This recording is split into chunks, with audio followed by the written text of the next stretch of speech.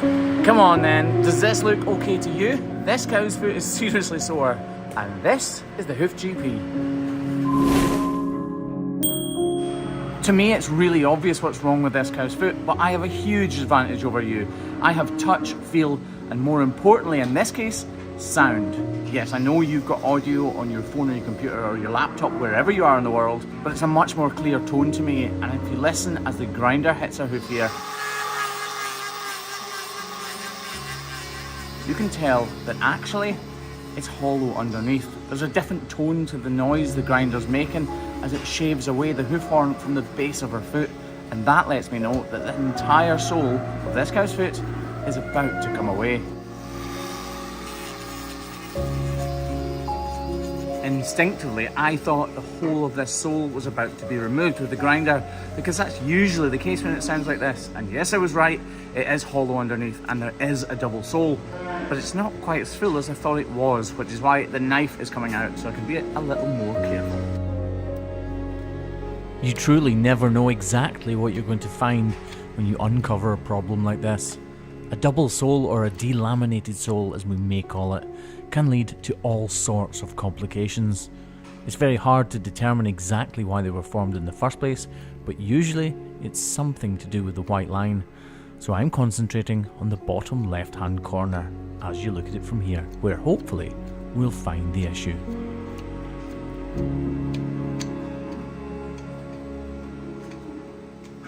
The problem is emanating from here, the white line, and this may track up the outside of her foot. I actually think that this is going to turn out all right. Right now it looks like it might fade away, but I'm on the fence with that one. 60-40. 60% thinks it probably does go further, 40% is thinking that's maybe okay. You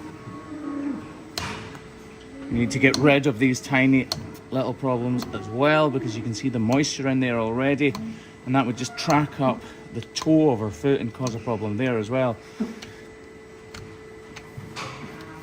This is bruising because there's too much weight on this foot, and that's probably what's caused this problem to begin with, actually. I need to be really careful here because this part that I'm trimming away actually supports the vast majority of her body weight. Notice the code brown in the background. Luckily for us, horn is translucent, meaning we can see through it. If you see there, you can see there's a clear dark pit here, but there's a shadow in here, letting me know that this does indeed track a little further up here. Again, notice as I'm trimming this, there's a different tone to the grinder. Again, that's because, again, this is loose horn. Those sounds and feels and touches is an advantage I've got over you because they're much more clear in real life. And in this case, it lets me know where this problem is coming out of the foot.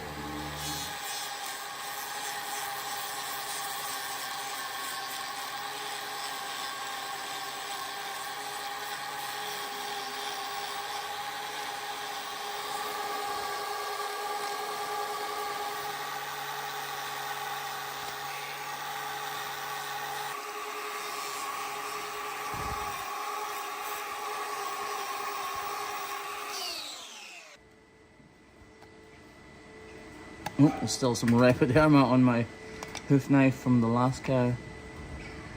Oh, I'm being so careful because if I cut into her here, it's really going to compromise her foot and actually give her more of a problem. Oh.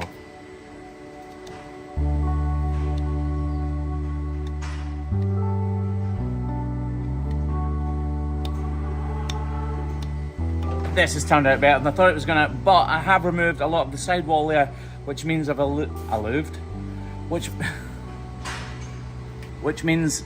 I have removed a lot of the sidewall there, which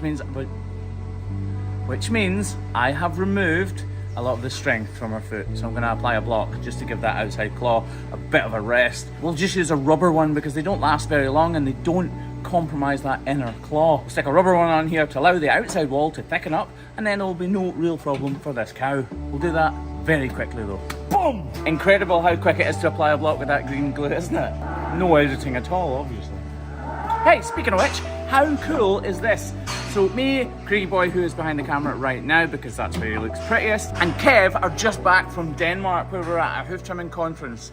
I, for one, loved it. Legoland, not so much to do, but the conference itself was awesome. There was people from there were people from 23 countries around the world. And I think I spoke to just about every nationality there were there. So a special hello to the guys from Estonia, Slovenia, Norway, Denmark obviously, Belgium because he doesn't support Max Verstappen, well done. American guys, Poland, you were all incredible. And actually my mentor and now friend, Pete Kloosterman, who taught me all those years ago, was there as well. And actually this is him wearing a Hoof GP cap that Craig donated to him. Because I'm such a nice guy. And he was genuinely proud to wear it.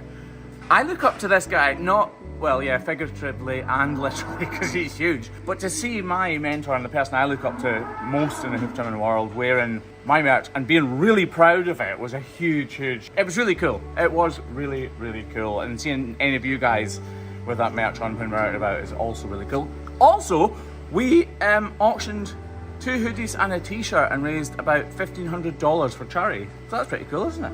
Right, this is just about dry. But I'm going to take the opportunity to just model that a little bit more and make sure she gets as much rest as possible.